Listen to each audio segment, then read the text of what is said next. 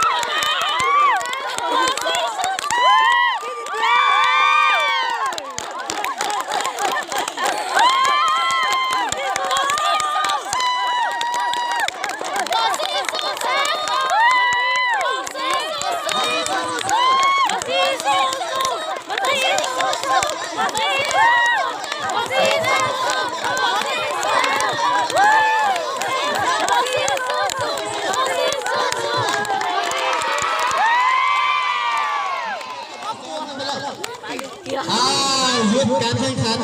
มาสอง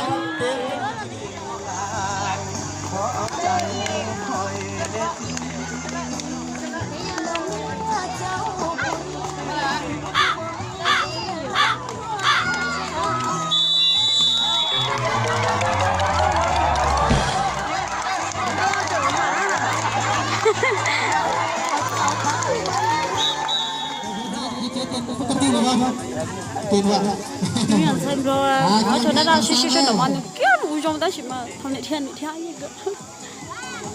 这人里有干的，你少。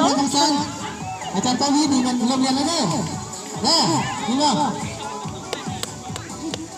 กรรมการเกมแรกเยี่ยมนะเยี่ยม